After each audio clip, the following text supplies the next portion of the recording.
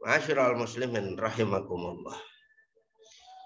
Kemudian Nabi dapat perintah ya setelah itu untuk melihat surga dan neraka. Untuk melihat neraka dan surga. Hadisnya sahih kuat.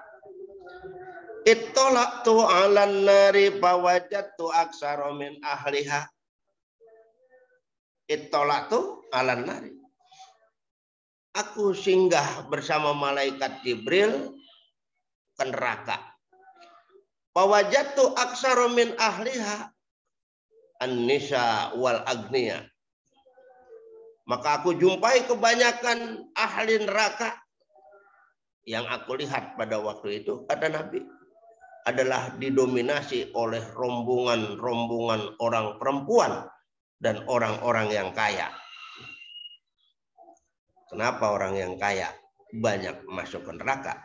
Diprediksikan. Sebab orang kaya itu mengendalikan harta susah itu. Ya, mengendalikan harta susah. Sehingga ya berapa banyak? Dengan sebab dia susah mengendalikan hartanya, akibatnya dia ngikutin kemauan hawa nafsunya, berapa banyak mereka yang nggak ibadah kepada Allah. Kaya. Oh, ya kaya. Mana mau mereka hadir ngaji, duduk sila bersama orang-orang yang miskin, orang awam, mana mau. Mungkin waktunya juga tidak ada, sibuk dengan mengurus harta dan lain sebagainya. Karena mereka kebanyakan tidak mampu mengendalikan hartanya. Akibatnya hartanya tersebut menuntun dia ke neraka. Na'udzubillah min dzalik. Ada orang kaya yang masuk surga cuman bisa dihitung pakai jari. Orang kaya yang model gimana? Dengan sebab dia banyak punya kekayaan, kekayaannya itu dijadikan sebagai sarana untuk dakwah. Dia punya harta. Di mana ada bangunan masjid sedang bangun, langsung dia. Orang kaya kalau dia bersedekah jariah bukan hanya 1 juta 2 juta, mungkin bisa sekali sedekah jariah nih untuk ini 100 juta, 500 juta orang kaya. Kalau orang miskin sedekah jariah paling berapa duit? Nah, itu. Bukan yang orang miskin nggak mau bersedekah jariah, emang tidak ada. Orang kaya uangnya banyak. Tuh, begitu dia bersedekah jariah uangnya banyak, udah gampang. Jadi ada juga orang-orang yang kaya yang masuk surga, ada yang mampu mengendalikan hartanya. Hartanya itu dijadikan sebagai sarana untuk dakwah. Mudah-mudahan nih teman-teman kita pada kaya. Alhamdulillah nih teman kita di MTA 56 banyak yang sudah jadi orang kaya. Mudah-mudahan ya seterusnya diinfakkan untuk kepentingan di jalan Allah. Terus lagi ya mudah berbagi. Orangnya royal, suka membagi yang lain. Ini orang kaya yang semacam ini insya Allah akan masuk surga dari rombongan kita terutama. Amin. Amin. Amin ya rabbal alamin. Kemudian Nabi melihat di neraka sana bersama malaikat Jibril. Ada 9 model orang perempuan yang sedang diazab. 9 macam, 9 model. Coba di antaranya yang pertama, wa'aitu imro'atan mu'allaqatan bisa'riha. Aku melihat wanita-wanita yang sedang digantung dengan rambutnya. Nabi bertanya, ya Jibril wa mahaulai, siapa mereka itu ya Jibril? Perempuan siapa? Malaikat Jibril mengatakan itu adalah umatmu yang di dunianya ngaku muslimah tapi jarang pakai kerudungan. Pergi ke pasar nggak pakai kerudungan, pergi kondangan nggak pakai kerudungan. Rambutnya pengen dilihat orang. Tuh. Sebab orang perempuan bila pergi kondangan, bila pergi ke pasar, tidak tutup rambutnya, nggak pakai jilbab, nggak pakai kerudung, setiap orang yang memandangnya itu dapat dosa besar, ya, dia pun dapat dosa dengan sebab dia orang lain dapat dosa. Kalau orang sepasar, orang kondangan begitu melihat dia, berapa banyak dosa yang didapat oleh perempuan itu. Kadangkala sengaja-ngaja rambutnya dipikok kuning, bukan main ya, rambutnya dipikok kuning.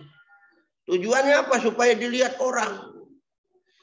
Kata dia, saya dipikok kuning ntar nih direken saya orang luar negeri. Orang luar negeri mau gede tinggi, seperti Demi Moore, gede tinggi, hidungnya mancung, pinggulnya genting, rambutnya kuning. Pantas lah ini. Kadang-kadang kan orang Indonesia pendek-pendek, rambutnya kuning, ya kurang ngepas. Itu kalau rambut dipikok semacam itu, khawatir nanti begitu mandi hadas besar tidak akan terima air tersebut. Mandi hadas besarnya tidak sah, wudhunya tidak sah, sholatnya tidak sah. Oleh karena itu untuk apa dikuning-kuningin tersebut? Ya, hobi jangan diikutin. Untuk apa? Mudah-mudahan orang jamaah perempuan kita nih ya, insya Allah ya selalu mampu memelihara auratnya. Amin. Ya Rabbal Alamin. Kadangkala orang laki juga ikut-ikutan, rambutnya dipikok. Kalau kita udah beruban itu teguran dari Allah. Berarti ente udah bau tanah. Jangan pakai segala dipikok supaya hitam. Dipikok hitam. Kemudian dapat seminggu 2 minggu, atasnya sih hitam. Cuma bawahnya kelihatan tuh pada keluar nongol putih semua. Ya udah, karena itu teguran, nggak usah dipikok. Teguran dari Allah, kita udah bau tanah, lebih dekat ke sana. Nggak usah dipikok-pikok, khawatirnya tidak masuk tuh. Tidak nerima air ketika dia mandi. Jadi menual saja kita sebagai orang laki ya, mudah-mudahan ya bisa menual. Lagi untuk apa segala dipikok? Rambut hitam-hitamin segala, emang udah dasarnya udah putih-putih aja. Karena ini dilarang ya. Mudah-mudahan kita sebagai orang laki nih, terutama rombongan kita, nggak usah dipikok lah. Mudah-mudahan ya kita dipelihara oleh Allah. Amin. Amin. Amin ya Rabbal Alamin. Oh jadi kakublem, lu kangkowo, lu. Ya, baik. Ya, selanjutnya. Jadi nanti tuh perempuan yang semacam itu yang rambutnya dikuningin, pengen dilihat orang kalau kemana-mana, digantung rambutnya, diputer. Na'udzubillah min dzalik. Kemudian model yang kedua, mu'allaqatan. Ya, mu'allaqatan bisa diaiha. Itu digantung. Payudaranya nongol, digantung payudaranya. Diputer. Waman haulai ya Jibril. Siapa mereka itu ya Jibril? Oh, itu umatmu. Yang di dunianya menyusui anak orang sonder pakai izin dulu kepada suami. Makanya rombongan perempuan jangan sembarangan. Rombongan istri jangan sembarangan. Melihat anak orang nangis, jangan langsung main nyusuin aja. Sebab kalau dia susuin, nanti itu statusnya menjadi anak. Ya, menjadi anak. Anak susu namanya. Nanti dia punya anak juga jadi saudara sesusuan. Ya, nikah tidak boleh. Nah, kalau mau jangan sembarangan tuh nyusuin anak orang lain meskipun dia nangis kayak apa. Umpamanya kita punya banyak susu, jangan. Izin dulu sama suami. Nah ini mudah-mudahan nih jangan sampai demikian ya. Jangan sembarangan air susu kita dikasih bayi yang lain. Nanti itu berat hukumnya di sisi Allah Subhanahu wa taala. Kemudian yang berikutnya, sudah rijlaiha wa yadaiha. Diikat kakinya dan tangannya.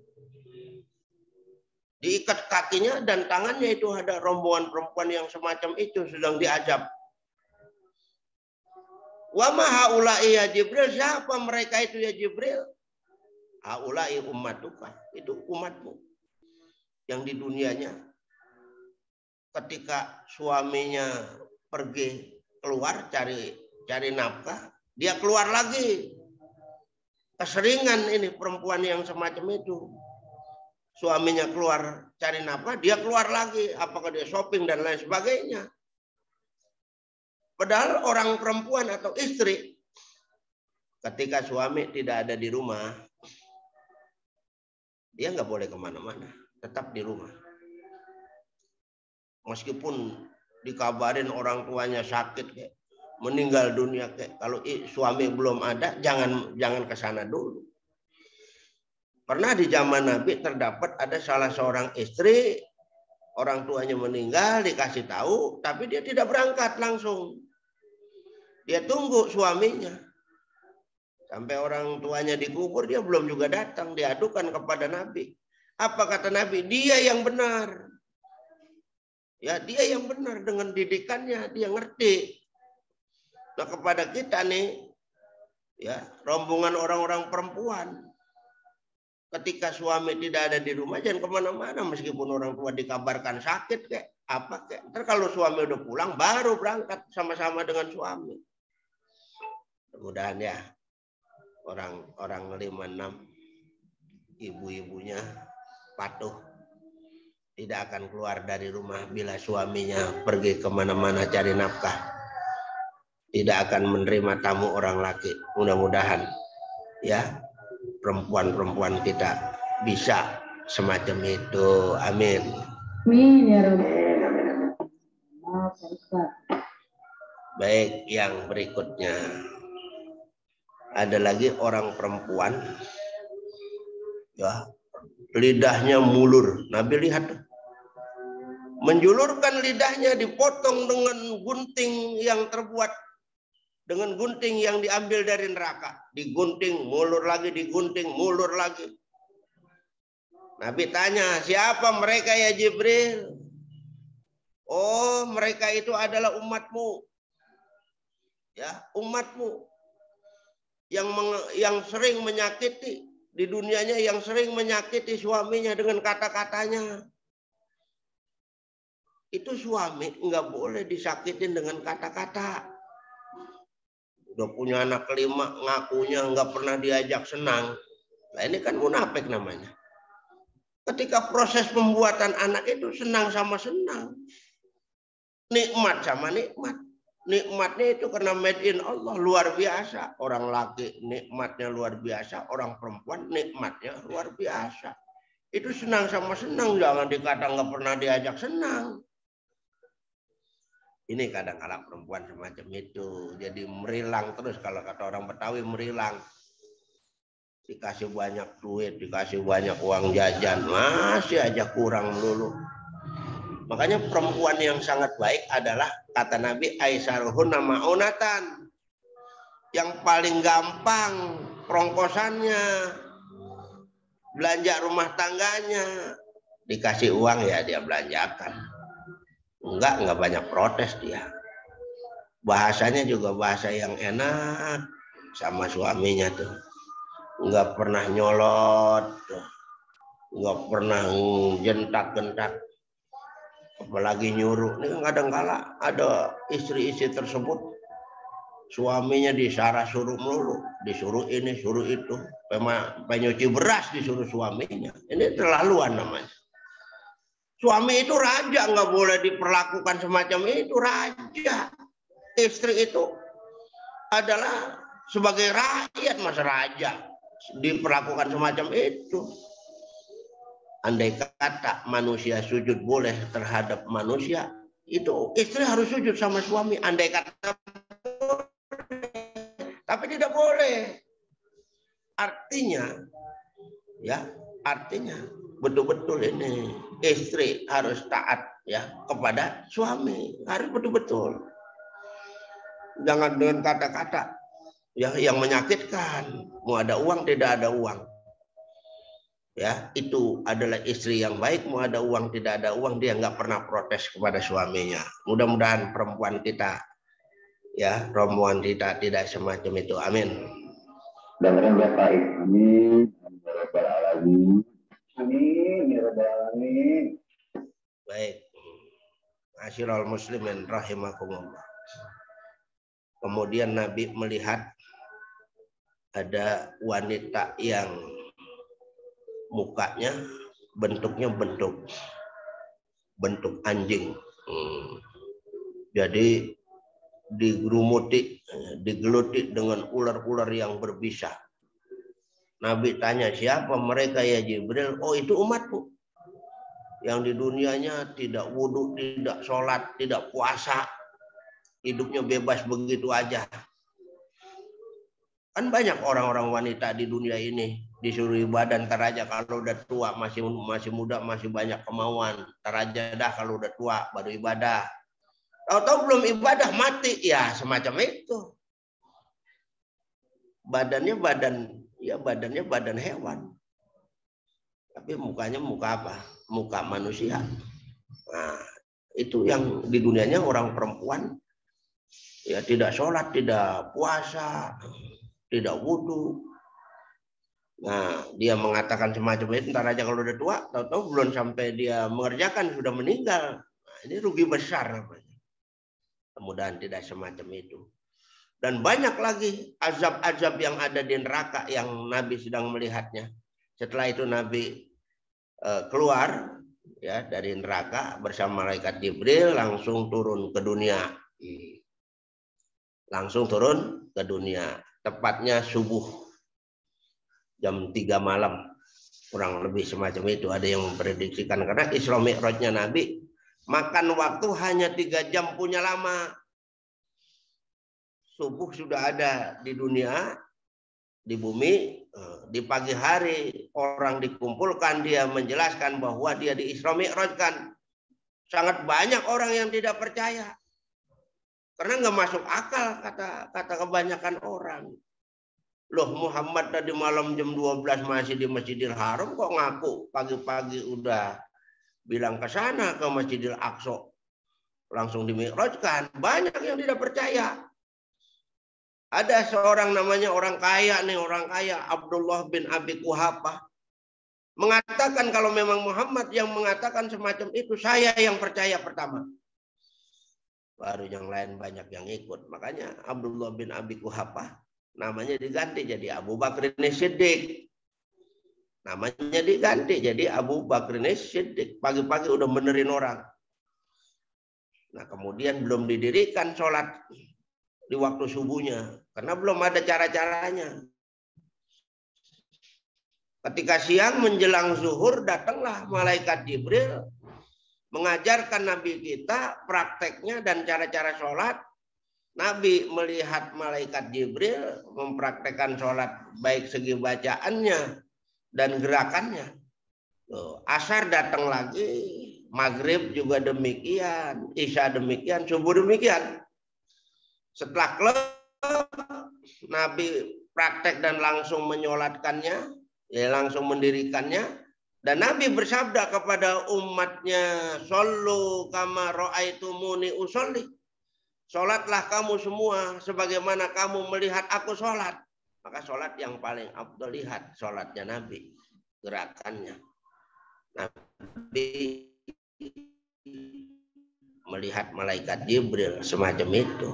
Lah kita disuruh oleh Nabi sholat ngikut gerakan Nabi, baik bacaannya dan gerakannya. Nah sekarang kan kita jauh, yang 14 abad yang lewat, bagaimana melihat langsung? Nah, lihat, belajar kitab fikih, ya. Kalau pengen sholat persis sholatnya kita, gerakannya, bacaannya seperti sholatnya Nabi, baca kitab fikih Fathul Mu'in, baca kitab fikih Fathul Mu'in. Sarahnya I'anatul Thalibin, baru insya Allah sholat kita sama dengan sholatnya Nabi.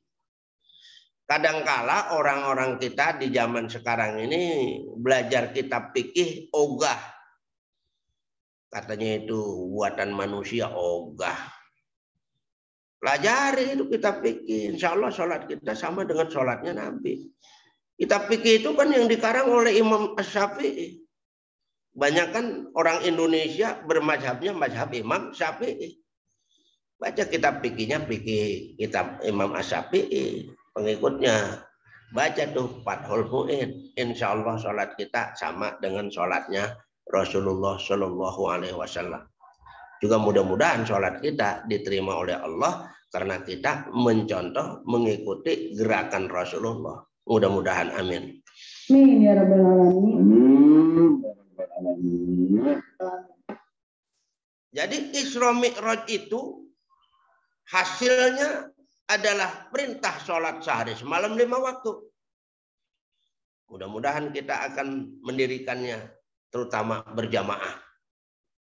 Sholatul jamaati afdalu min sholatil fardhi bisab'in wa isrina darajatan. Sholat berjamaah lebih utama daripada sholat sendirian 25 derajat.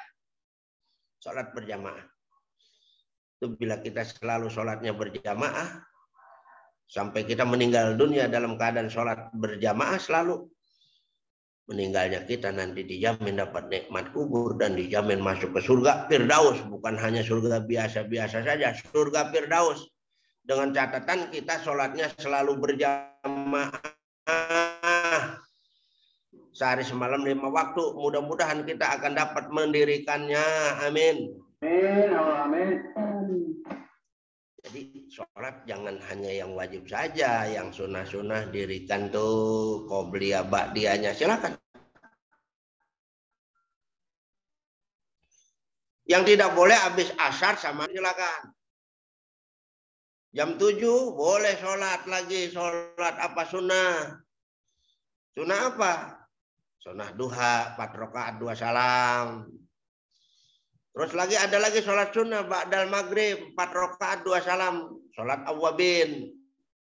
Sholli sunnatal awwabina raka'ataini lillahi ta'ala. Sholat tuh. Ada lagi tidur malam jam 2 bangun. Sholat lagi. Sholat apa? Tahajud. Jadi perbanyaklah sholat sunnah. Ketika nanti dihitung seumpama di hadapan Allah. Sholat duluan, yang lain belakangan. Sholat dulu dihitung. Awwalu ma yuhasabu bihil abdu yaumal qiyamati as-sholat. Pertama kali yang dihisab di hadapan Allah sebelum yang lainnya adalah sholat. Begitu dihitung, dilihat sholat yang wajibnya kurang. Dicari sholat yang sunnah buat nambel. Tahu-tahu ketambel, alhamdulillah. Karena banyak sholat sunnahnya. Coba kalau nggak ketambel, rugilah. Ya mudah-mudahan setelah kita dengarkan ini semua, membuat kita nambah keyakinan kita dan nambah rajin kita, tekun kita untuk ibadah kepada Allah Subhanahu wa Ta'ala. Mudah-mudahan kita semua yang hadir, yang mendengarkan, yang dari mana-mana, Cirebon, Sukabumi, Jakarta, Tangerang, Bekasi, yang hadir ikut ngaji pada pagi ini, mendengarkan tausiah Isra Mi'raj pada pagi ini, mudah-mudahan selalu diberikan kekuatan iman wal Islam, kesehatan, panjang umur, murah rezeki, segala dimudahkan oleh Allah, dijauhkan dari berbagai macam penyakit. Kurang lebihnya saya mohon maaf. Mudah-mudahan apa yang telah saya sampaikan ada hikmahnya dan ada manfaatnya. Wabillahi taufiq wal hidayah. Wassalamualaikum warahmatullahi wabarakatuh.